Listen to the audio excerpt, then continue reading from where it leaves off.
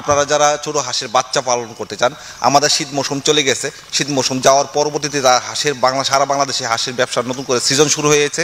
সবাই কিন্তু একাধারে আপনার হাঁসের বাচ্চা পালন করা শুরু করেছেন। তো হাঁসের বাচ্চা পালন করতে গেলে এখন উপযুক্ত সময় হাঁসের বাচ্চা পালন করার।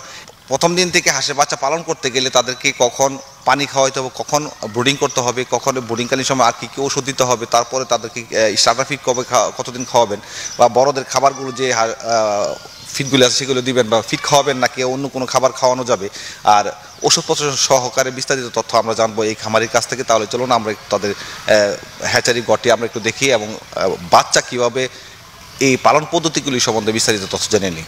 আর তথ্যগুলি জানাবো আমি মোহাম্মদ রানা হামিদ। ওয়ালাইকুম সালাম রহমতুল্লাহ। আপনার নাম এবং পরিচয়টা একটু দিতেন। আমার নাম হলো মোহাম্মদ আব্দুল কারিম, আমার বাড়ির লোক মদন নেত্রকোনা, আমার প্রতিষ্ঠানের নাম হলো কারিম হাঁস খামার। তো আপনার এখানে ওই যে একদিনের বাচ্চা বা প্রথম দিন থেকে কিভাবে লালন পালন করতে হবে, ওই সময় তো ব্রুডিং করতে হবে।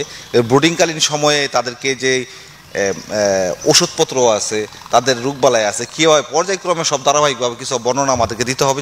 এই যে এখানে যে একদিনের বাচ্চা বের হয়েছে, এই বাচ্চাগুলো কখন বের হয়েছে? ওই যে মাত্র বাইর হয়েছে রাত্রে এখন বের হইতেছে। তো এখন তো সকালবেলা এখন তাদেরকে নামে ব্রুডিংয়ের দিকে দিচ্ছেন? যে এখন বোর্ডিংয়ে দিচ্ছি, কারণ এই একদিন 2 দিন 3 দিনের মাধ্যমে বোর্ডিংয়ে থাকলে একটু তাপমাত্রা দরকার আছে, না হয় যদি ঠান্ডা লাগে যাবে বাচ্চা সর্দি লেগে যাবে। তো বাচ্চাগুলো নামান আমরা একটু দেখি। দর্শক বন্ধুরা, আমরা বাচ্চাগুলো নামাচ্ছি, একটু দেখি। এখানে কি জাতের হাঁস আছে? এখানে আমার কামারে হাঁস ফুটে লোক খাকি ক্যাম্বেল হাঁস আপনার এই যে ডিমের জন্য আর কি। আচ্ছা, তো এই বাচ্চাগুলো তো আজকে মাত্র বের হলো রাত্রেবেলা, আজকে এখন সকালবেলা বের হলো, আপনি বাচ্চাগুলো নামান, আমরা দেখি। তো দর্শক বন্ধুরা, আমি আপনাদেরকে আজকে জানাবো যে এই যে একদিনের বাচ্চাগুলো এখন তাদের হ্যাচারি থেকে বের হয়েছে, সে বের হওয়া যে বাচ্চাগুলো তারা এখানে ব্রুডিংয়ের জন্য নামাচ্ছে, এখানে রাখতেছেন। তো এই বাচ্চাগুলোকে আজকে ডেলিভারি চলে যাবে? না, এটা আগামীকালকে চলে যাবে। তো এখানে আপনার কাছে এখানে দেখা যাচ্ছে 6টি বক্স আছে। 6টি বক্স ক্যারেটের মধ্যে কতগুলি বাচ্চা আছে? এখানে 6টি বক্সের মধ্যে আপনার 600 বাচ্চা আছে আপাতত। বের হয়েছে, আমি বোর্ডিং করতেছি আর কি। আরো বাইরে হবে। দর্শক বন্ধুরা, বাচ্চাগুলো যে আস্তে আস্তে কিন্তু ব্রুডিং এর ভিতরে আমাদের নামাতে হবে। আমরা যদি একসাথে একবারে ঢেলে দিই তাহলে দেখছি একটি বাচ্চার উপর আরেকটি বাচ্চা পরে মারা যেতে পারে, বা অসুস্থ হয়ে যেতে পারে, পা ল্যাংড়া হয়ে যেতে পারে। তো সেই জন্য আমরা সতর্কতার সাথে কিন্তু বাচ্চাগুলো নামাতে হবে। তো এই যে আমি এই যে বাচ্চাগুলো দেখতেছি, আমরা একটু যদি কথা বলি, এখানে যে এই বাচ্চাগুলো আছে, আমরা একটু পুরুষ মহিলা এখানে না শুধু মহিলা? আমাদের কি মহিলা দুইটা মিক্সড আছে। তো এখানে হচ্ছে আপনার যে মহিলা বাচ্চাগুলো আমরা কিভাবে চিনতে পারি? ও আচ্ছা, মহিলাগুলো তো আমি, আচ্ছা ঠিক আছে। এখানে আপনি মহিলাগুলো বাচ্চা লোক আমি ধরতেছি, আমি দেখা যাই এটা এইভাবে টিপ দিলেই এটা সুতার মতো আছে। যেটা পুরুষ এটাকে সুতার মতো বের হয়ে যাবে, আর যেটা মহিলা এটা তো সুতা নাই। তখন আমরা এটা কারিজ করি আর কি। যেটা মহিলা এটা আলাদা রাখি, আর যেটা পুরুষ এটা আলাদা রাখি। তো মহিলাটা হলো আপনার যারা হাঁস খামার করতে চায়, ডিমের জন্য নেয়, তো ডিমের রাজা হলো খাকি ক্যাম্বেল 1 গ্রেড জায়গা হাঁস, এগুলো ডিমের জন্য। আর এই যে পুরুষটা নেয় এই মাংসের জন্য।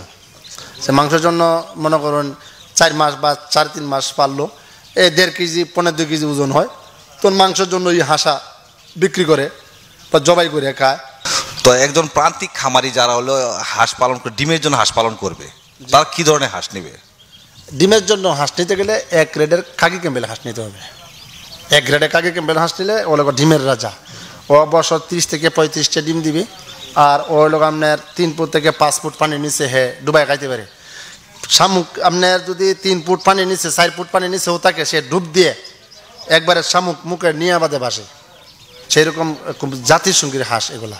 আচ্ছা, খুব ভালো জাতের হাঁস। তো যারা হইলো আপনার হাসি বাচ্চা আপনার কাছ থেকে নিল খামারিরা, তো তারা কি এই হাসি বাচ্চার সাথে কোনো পুরুষ বা হাসা প্রয়োজন আছে? যারা খামারিরা হাঁস নিল, হাঁসের সাথে যদি এরা যদি প্রোডাকশন করতে চায়, যদি মনে হয় যে আমরা প্রোডাকশন করবো ডিমের, তখন মনে করেন এই শতকরা 13টা বা 14টা হাঁসা নিল। 100 হাঁসের ভিতরে 14টা হাঁসা নিল।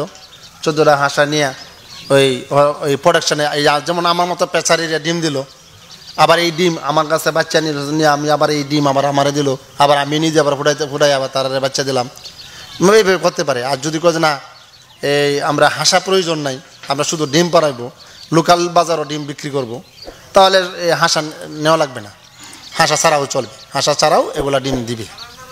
তো এখন তো আপনার এই ব্রুডিং এর জন্য এখানে আপনার এগুলোকে নামালেন, তো ব্রুডিং করতে গেলে এখানে তাপমাত্রার তো ব্যবস্থা করবেন।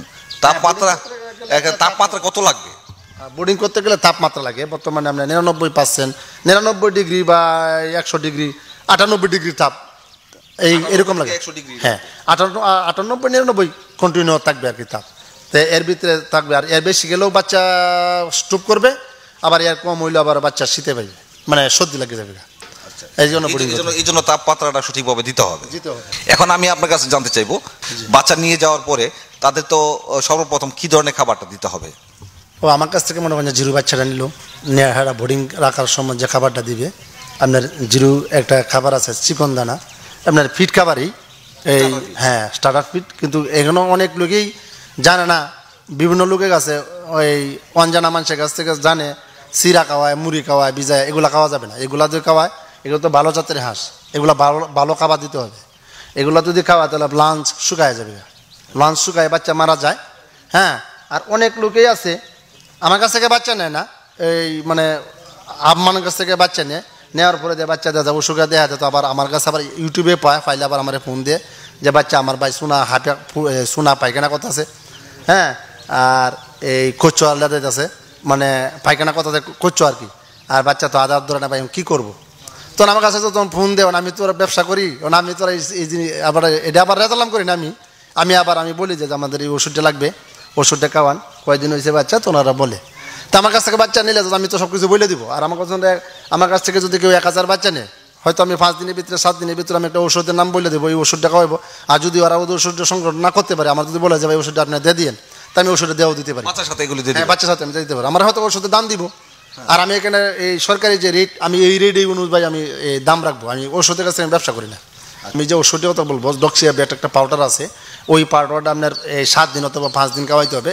এই পাউডারটা আপনার গুলিয়া এই পানির পাত্রের মধ্যে দিবে।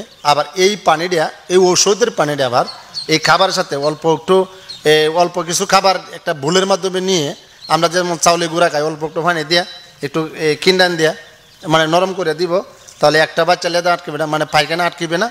আবার এই পানি অনবরত খাওয়াইবো, এই ওষুধের পানি খাওয়াইবো। আর শতকরা একটা পাত্র পানি লাগবে। এমন আছে এক লোক আমার কাছ থেকে বাচ্চা নিছে, 3000 বাচ্চা নিছে, মাত্র 5টা পাত্রের মধ্যে পানি দিছে। পরের দুঙ্গা ফোন দিছে, ভাই আমার বাচ্চা সব মরে থাকে। আমি যে এটা তো হইল না, আমরা এই শতকরা একটা করে পাত্র দিবেন নিচে, মানে প্রতি 100 হাঁসের বাচ্চার জন্য একটা করে পাত্র লাগবে। তো সেই ক্ষেত্রে যতগুলি বাচ্চা হয় ততগুলি পাত্র, এতগুলো পাত্র লাগবে। এখন যদি পানি যদি ওভার থাকে, বাচ্চা কিন্তু খাবারের জন্য মরবে না। খাবারের জন্য এখন দিয়েছেন না, 2 ঘন্টা পরে দিবেন, এই জন্য বাচ্চা মরবে না। তো বাচ্চা যদি 1 ঘন্টা যদি পানি না পায়, সব বাচ্চা মরে সাফ হইব, কোনো চিকিৎসা চলবে না। তার মানে এটা গুরুত্বপূর্ণ একটা ব্যাপার, পানিটা একটা গুরুত্বপূর্ণ। তো আবার ওষুধে পানিটা খাওয়াইতে হবে। টাটার খাবার তো আবার খুব গরম খাবার, খুব শক্তিশালী খাবার। ওটার আপনার পানি সবসময়, যেমন আমরা যদি রুটি খাইলে পানি যেরকম পিপাস হয়, টাটার যে খাবারটা এগুলো খাইলেও পানি এরকম পিপাস হয়। তাহলে অনবরত পানি দিয়ে রাখতে হবে, হ্যাঁ পানি দিতেই হবে। খাবার ত্রুটি হলে মারা যাবে না, কিন্তু পানির ত্রুটি হলে বাচ্চা মারা যাবে। এই যে 7 দিনের সময়ের মধ্যে আবার অনেকেরই বাচ্চা অতিরিক্ত রকমের মারা যায়, খাবার বা পানি ছাড়াও। এই বাচ্চাগুলি মারা যাওয়ার আসলে কারণগুলো কি? কারণ হলো ভাই, কতগুলা বাচ্চা আছে এরা জানে না, জন্মের পরে এই খামার যারা আছে, অনেক খামারই আছে, ওগুলা জানে না যে বাচ্চা জন্মের পরে কি খাওয়ানি লাগে। এই জন্যই বাচ্চা মারা যায়, পানিও দেয় না, খাবারও দেয় না। এই খামার কাছ থেকে বাচ্চা যারা সংগ্রহ করে, এই পেশারির কাছ থেকে, ওরা হরে মাইর খায়। আমরা তো জন্মের পরে যে আমরা জানি, জন্মের পরে যে 72 ঘন্টার ভিতরে তারা যে কি দিতে হবে, এই মেডিসিন আমি জানি, এগুলো আমি করে রাখি বা আমি করে দিই। আর যারা আমার কাছে বাচ্চা না, ওরা আমি সাজেশন দেওয়া দিই। ইনশাল্লাহ আমার কাছে যারা বাচ্চা নেই, ওরা কোনো সময় বলো না যে আমার বাচ্চা কাছে একটা বাচ্চা মরে না। তো ওই সময়তে তাদেরকে কি ধরনের আর কি ওষুধ খাওয়া লাগবে? নাভি শুকানোর জন্য কি ওষুধ লাগবে? নাভি শুকানোর জন্য ডক্সিয়াবেট একটা পাউডার আছে বা ডক্সাসিলবেট একটা পাউডার আছে, ওটা খাওয়াইতে হবে। এটা খাওয়াইলে পরে এরপরে দেখা গেল যে বাচ্চা হঠাৎ করে দেওয়া যায় একটু এরকম একটা কারখানি একটা ভাব আসলো, তাহলে কসমিক্স একটা ওষুধ আছে, ওটা ভিজাইয়া ওটার সাথে খাওয়াইতে পারবে। ওই ওষুধটার সাথেই, এই ডক্সিয়াবেট পাউডার সাথেই ওটি খাওয়া দিতে পারবে, তাহলে এতে কাম হবে, তখন সর্দি মধ্যে আসবে না। তো এখন আমি একটু বলতে চাই যে এই স্টার্টার ফিড যে খাওয়ানো শুরু করলো, এটা কতদিন পর্যন্ত খাওয়াবে? টাটা যে পিসটি এটা আমরা 20-25 দিন খাওয়াইতে হবে। 25 দিন খাওয়ানি পরে লেয়ার অনেকটা খাবার আছে, ওটা খাওয়াইতে পারবে। হয়তো আবার এই APL কোম্পানি একটা খাবার আছে, এটাও আবার দ্রুত বাচ্চা বাড়ে। আবার এই আপনার প্যারালাইসিস মুক্ত। আবার এই খাবারটা খাওয়াইলে আপনার 90-95% ডিম থাকে। আচ্ছা, এখন আমি আপনাকে জানতে চাইবো যে আপনার স্টার্টার ফিড খাওয়ার পরে তো তাদেরকে লেয়ার 1 খাওয়াবে নাকি অন্য কোনো খাবার খাওয়াবে? অন্য কোনো খাবার খাওয়াইতে পারবে, টাটাস খাবার খাওয়াইতে পারবে, আবার অন্য খাবার বাংলা খাবার খাওয়াইতে পারবে। যদি এই খরচটা তো একটু বেশি হয়ে যায়, টাটার পিস খাবারটা খাওয়ালে কিন্তু খরচটা একটু বেশি হয়। তা বেশি খরচটা না করে যদি অল্প খরচে করতে চায় তাহলে আমার ধান আছে, ভুট্টা আছে, গম আছে, কট মাছের গুঁড়া আছে, চিংড়ি মাছের গুঁড়া আছে, এগুলা মিক্সড করিয়া ঝিনুকের গুঁড়া আছে, শামুকের গুঁড়া আছে, এগুলা কিনে এনে নিজেরা বানায় খাওয়াইতে পারবে। তবে খরচটা কম পড়বে। খরচটা অনেক কম পড়বে। আপনি কি সাজেশন করবেন এগুলি খাওয়ানোর জন্য? যে সাজেশন করবো, আমি বইলে দিব। আমার কাছ থেকে যারা বাচ্চা নিতে আমি ওরা বইলেই দিই। আর ও বিভিন্ন লোকের কাছ থেকেও বাচ্চা নেই, এরা নিয়ে হরে আমার আবার ফোন দে, তখন বলে ভাই আমরা বিরক্ত করি, আমার কাছে তো বাচ্চা নিছি না, লজ্জা ফোন আমরা দিতে। আমি না লজ্জা না, আমরা যদি সমস্যা আমি যত জানি আমরা বইলেই দিব আমরা স্বার্থের জন্য। এছাড়াও যদি আপনার কেউ যদি আপনি যে সমস্যাগুলির কথা বলেন, এছাড়াও যদি বড় হাঁসের বেলায় কোনো সমস্যা পড়ে সেক্ষেত্রে কি আপনি সমাধান দিতে পারবেন?